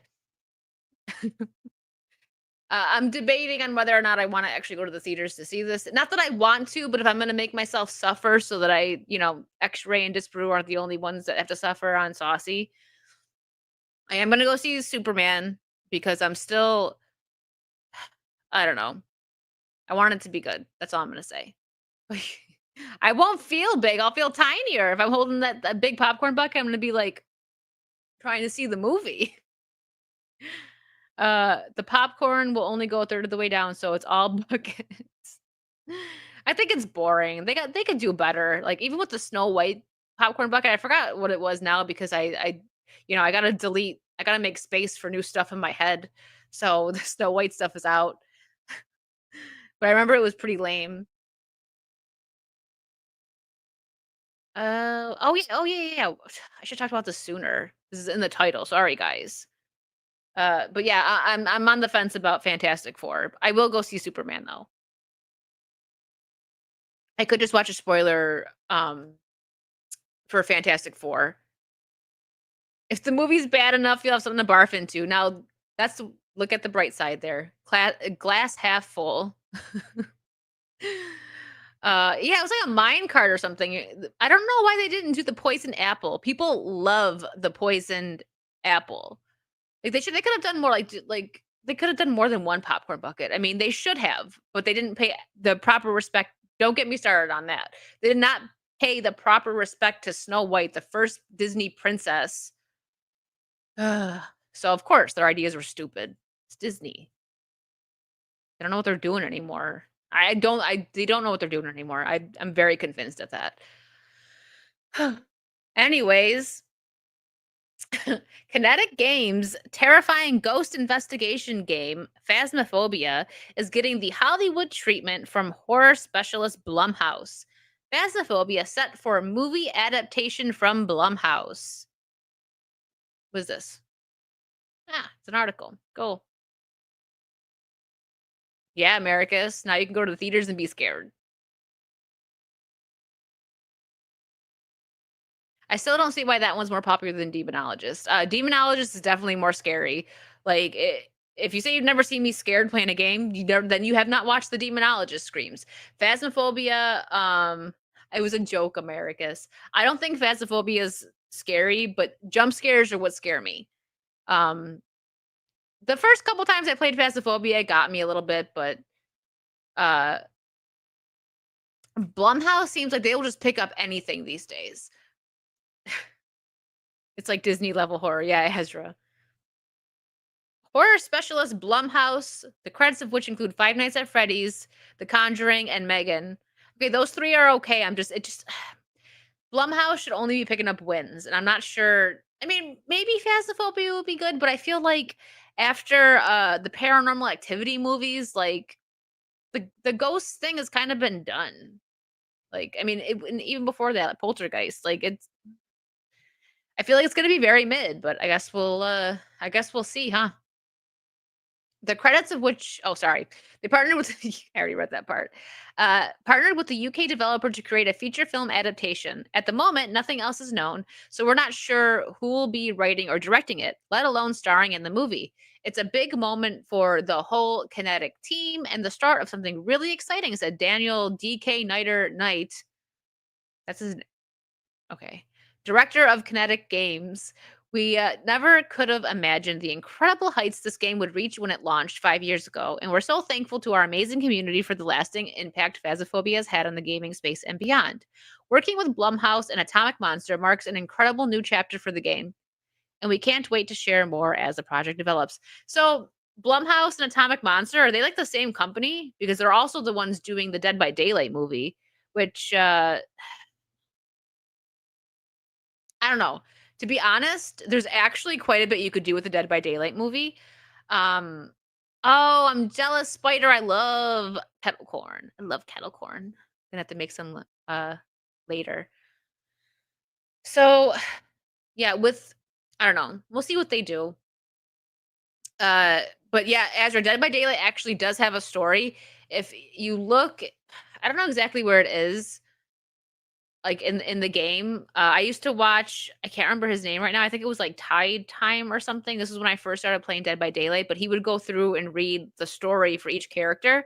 So obviously there's already a story for the licensed characters they have, like when they bring Michael Myers and Laurie and stuff like that. But they give the characters a backstory that like they create and stuff, and it's kind of interesting. So because of that, I could see them having something to work with on the movie, but I don't know what they're doing. So again, gonna have to see. I'll watch it. even if I'm not excited for it, like if I see that's a trailer and it seems like it's crap, I'm gonna watch it because I feel like I have to because my streaming career kind of started with Dead by Daylight. So I will watch it and review it for you guys. But I wouldn't say I have high hopes, but I also wouldn't say I have low expectations for it. I'm just kind of about it. So we'll see. We'll see what they do with it. That's all I got. Uh, Blumhouse, I liked Five Nights at Freddy's, Conjuring, and Megan. Conjuring scared the crap out of me though. That stuff gets me, man. That's what scares me. Like possession stuff and all that. So Ian with another 50 pounds. Thank you, Ian. In my opinion, you're welcome. Well, thank you, Ian. They'll make it a tiny budget, hoping that lightning strikes twice and it becomes a cult hit like Five Nights, which it won't. That's what you think for Phasmophobia? I think Phasmophobia has such, or I'm sorry, not Phasmophobia. Five Nights at Freddy has such a huge audience and it goes from kids to adults. I didn't play the game until like the first time I played it was last year on Halloween. But I've watched lore videos because, like, at Five Nights at Freddy's, if you guys don't know the lore behind it and you just have played the games, you know, the jump scares and stuff, there's actually very dark lore behind Five Nights at Freddy's. And the movie was pretty tame about it. But it was still creepy, but the movie was extremely tame in comparison to the source material. Um, so I'm excited for the second one. I'll go see it in theaters. I actually didn't see the first one in theaters. Um, I saw that one, Peacock, because they had it where, like, you could either go to see it in theaters or, yeah, it's, I wanna see this one, sorry. They probably will do the same thing, and have it on Peacock and theaters, but I think I wanna go see this one in theaters, because they do this cool thing for Halloween Horror Nights. If you buy a ticket, they give you 6 months free. I think it's like while supplies last, but depending on when you get it, when you buy a ticket, you get 6 months of Peacock for free. So, it's cool, and I'm actually gonna keep it because there's a couple of things I wanna watch. I finished all 4 John Wick movies, rewatched the 2nd and 3rd, 1st, 2nd, 3rd. Fourth one, that was the first time I seen it. And I'm watching the Continental right now. No spoilers, please. I know some people had said they didn't really care for the Continental show, but so far I kind of like it. But I'm a sucker for a period piece, especially when it's done properly. And they did such a good job with New York City in the 70s, like the vibe, like it spot on. It gives warrior vibes. And they did the warrior reference. If you guys obviously caught that, you had to have seen the movie. In John Wick 4, when the final hit gets put on him and she gets on the radio, that was a direct reference to what she says and everything to the Warriors movie. Um, so I liked. I'm so far I'm liking the Continental, but I think I'm only on episode. Did I only watch the first 2? I either watched the first 2 or the first 3. So I will let you guys know my thoughts on that when I finish it. I like the John Wick universe, so I really hope Ballerina's good because I would love to see this universe get expanded and done, you know, proper because, you know, the John Wick story's kind of already been told. As far as we know, John Wick 5 could be in development right now. Who knows? All right, I wanted to talk about this on Saucy, but I don't know that Disru or X-Ray even really care about King of the Hill. And I forgot what we got caught up talking about last week, but we didn't get to it. So we're going to talk about it now. I'm going to keep the sound off just because I don't know if I'll get clipped for the King of the Hill music, but we just want to see what it looks like. Mute it. It's gonna. Oh, I still have my headphones on. I don't need the headphones on. I'm so used to always having them on. Hold on. Let me refluff. I didn't actually really get that drunk. I only had a couple of shots, Spider, like in half shots. But I will say that my co-hosts definitely got pretty sloshed last week. All right. I'm sure everyone has seen this at this point, but This put me in my feels. I love King of the Hill. The new opening.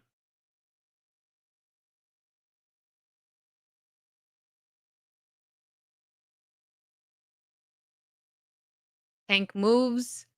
This one people were like, they replaced Hank. I feel like Mike Judge did this to be funny.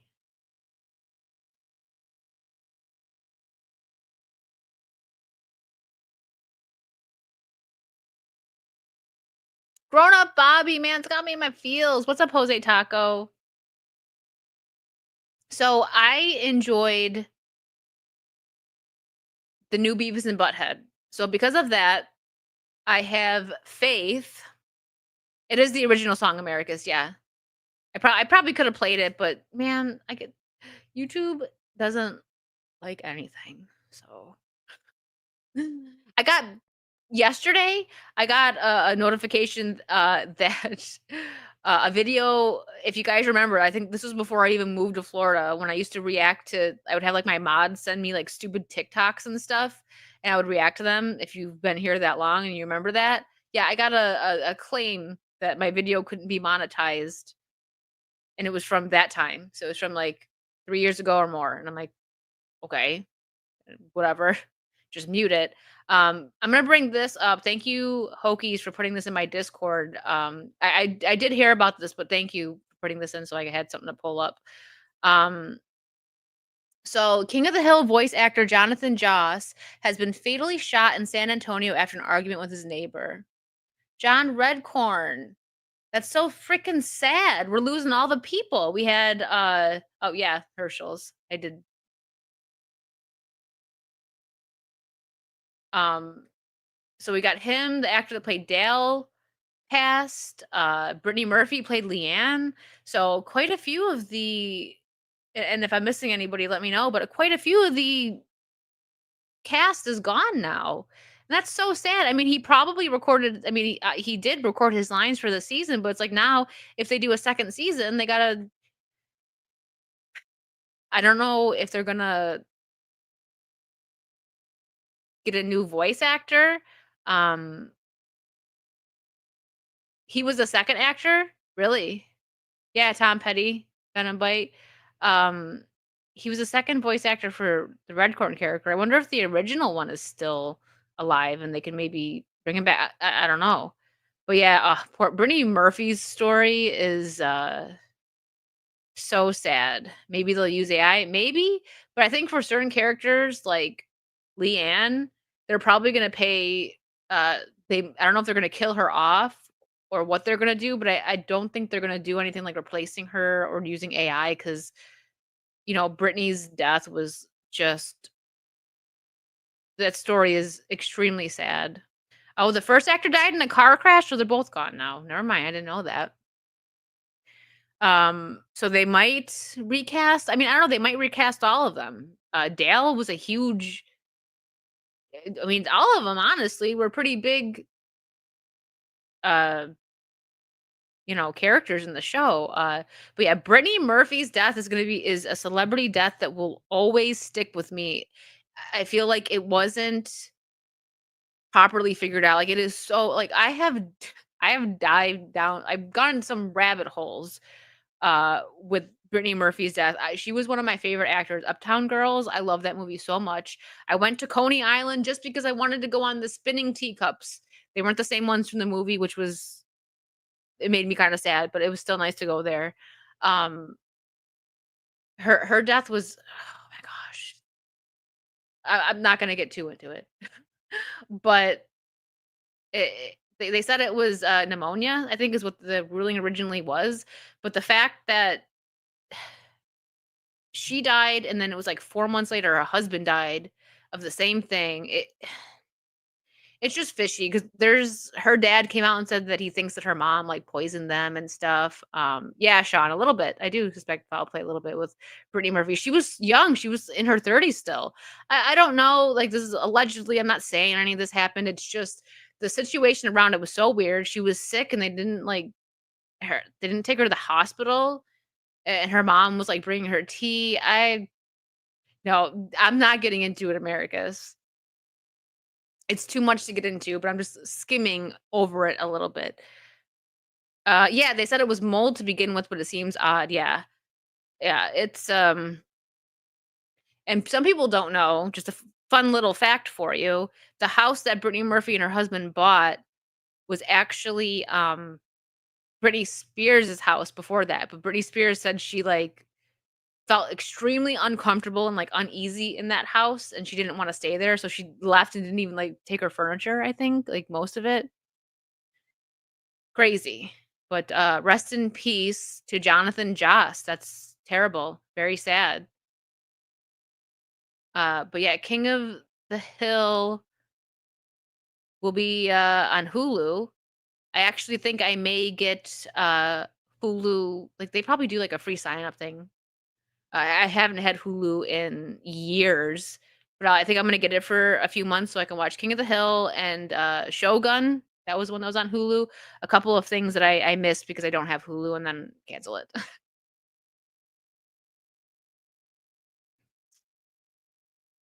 All right, that's just another King of the Hill thing. But because if you haven't watched the new Beavis and Butthead, if you were a fan of Beavis and Butthead, the new one is good. They do a good job with it. It's on Paramount Plus, which that's on Paramount Plus, but King of the Hill's got to be on Hulu. If you get it November, it's 12 a year. Seriously? Thank you, Jonas. That's good to know. This comes out. Actually, why did I exit out? Someone in the chat's probably gonna get it before me. The internet is freaking out for the Elon Musk and Trump stuff. Good lord. All right. I get it. It's big news. I'm not saying it's not, but let me see here.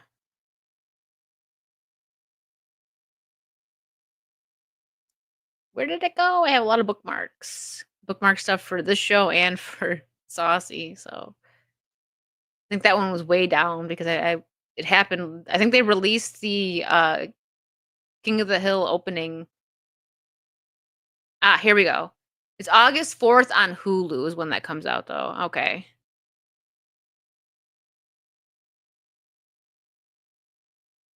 Did I get a Switch 2? Apparently you cannot still buy them in a store like Target. No, I did not get a Switch 2. It'll be a while if I get one. I was really excited for the Donkey Kong game, but I'm like, I'm at a point right now where I'm like, do I really need the Switch 2? Do I want to buy it for one game? I don't know about that. So we'll see. Maybe, but not anytime soon. As of yesterday, I went on yesterday because I was just curious about everyone like waiting in line and because people had to wait in line to pre-order it and then wait in line to get it. Which I mean, I'm not gonna say, oh, you can get it. Yeah, I'm not gonna say there's anything wrong. It reminds you like the old times when you had to wait in line for games and stuff, right? Um, but yeah, yesterday I could have bought one at GameStop or at least pre-ordered one and then had it delivered. Like I seen I don't know if Vara went and picked it up or if she had it delivered, but I saw her post a picture and it said it's here. I'll have to ask her. I'm actually trying to get her to come on here soon. So, because she can't do Saturdays. So I'm going to try and get her to come on here and chat with me because I really enjoy talking with her, man. She's so smart. And just, I like having people on that I can have good conversations with. I've always enjoyed going on her channel. So, she could definitely probably tell us more about the Switch 2 stuff. Yeah, Vara Dark. I've been on her channel a couple times. Great conversation. I learned so much from her. The girl drops 5 videos a day. So yeah, super smart, but she's also super busy, which is why I haven't been able to get her on Saucy. So I'm talking to her. Yeah, she's wicked smart. So we were talking about this yesterday, last week, which I found so funny that it was like the next day that I found this, and one of them was on Ian's page, not this one. Was the next thing I'm gonna talk about. Jackie Chan says he's ready to make Rush Hour 4. Hurry up, otherwise Chris Tucker and I will be 100 years old. We'll be old men doing Rush Hour. What do you guys think? I can't remember if I saw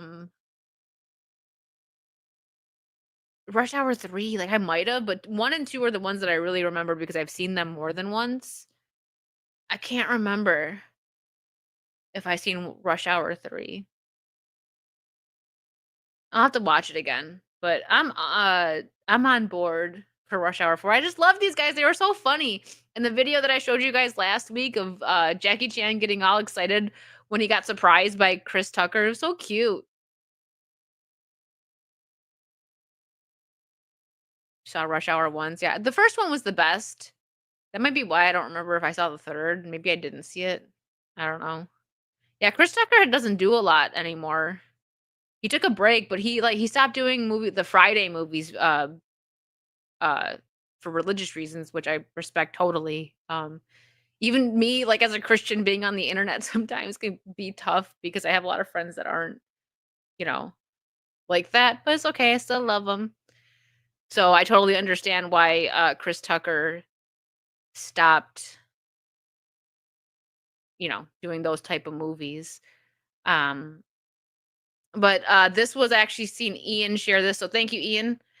Jackie Chan says Shanghai Dawn is in the works. The script is still going on. Had no idea that this was in the works, but it's funny that I seen it after we were talking about Jackie Chan for 30 minutes last week. I'm on board for this. I feel like it would just be a silly good time. It's true, Jonas.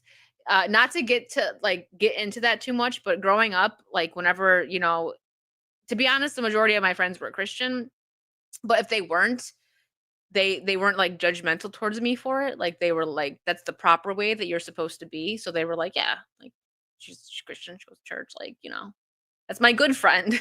But now, like some of the people that I've met like online and stuff, you say it and you get weird looks, and I'm like, oh, okay.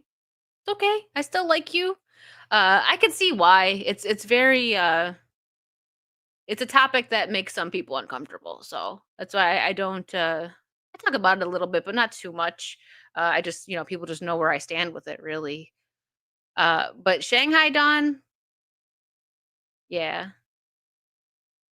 I'm on board with that. I think it would be cute and funny. Or it would just be completely ridiculous, which could also be cute and funny. Just like this picture right here. It's very cute and funny. I can't wait to go see Jaws in theaters for the 50th anniversary. Alaska Sky, agreed. Craig is on Alex Stein, really? No, I did not see that. I was on a stream with Alex Stein once, and it felt like it was like a multiverse crossover. Like not two people that you would see on a stream together. Yeah, I like him though. He's funny. But yes, Bruce and Robert Shaw relax between takes on the set of Jaws 1975. So cute. Who Alex Stein?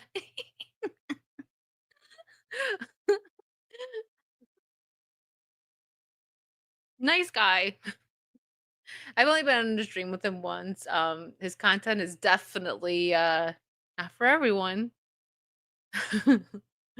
But I can't wait to go see this in theaters. I plan on getting to Universal very soon so I can get I think Ruddy. I think the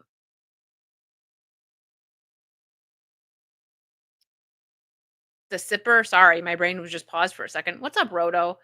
Roto rated, thank you. Over on Kick, thank you so much.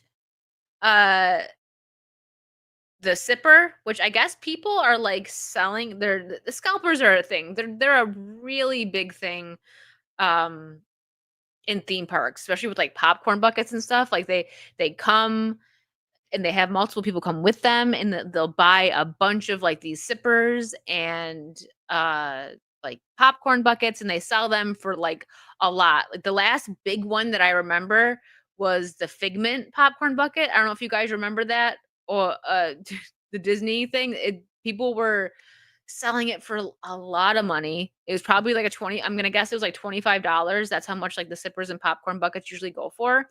But yeah, people go nuts for them on eBay. Uh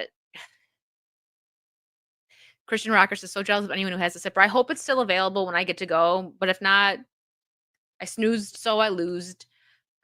um, but I'm trying to think, the last popcorn bucket I think I got was the Ghostbusters one. And then as far as like Disney ones, I'm a big Lion King fan. I know I'm gonna be a kid at heart forever. Lion King, the original animation, is my favorite movie. Like I know what I like, and since I was a child, that has been my favorite movie because it's a masterpiece in my opinion. So I like to get Lion King things. So I did get the Timon and Pumbaa sipper and popcorn bucket. Christian Rocker says Jay said they are currently sold out, but he got one though. Well, that's sad. Uh that makes me sad, but maybe they'll get them back in stock. But I do want to go to Universal and experience the little like area they have. I think they have a Jaws parade going on right now as well. And they have like a shark special like alcoholic. I think it's an alcoholic drink. It looks like extremely sweet, but I'm gonna get it because I want the cup. It's like a glass cup that looks like the retro Jaws. Um, well, not retro Jaws, but like the style of it looks like 70s. Um, Thanks, Shane. I am gonna fully admit that as an adult, I fast forward that scene because I already know what happens. I don't need to see it again. So, but yeah, there's this clip. It's like a few years old that circling the internet and has been for a long time of this little girl watching that scene and she starts crying and everyone sends it to me. Anytime someone sees it, they're like, "This is you," and I was like, sorry, I feel."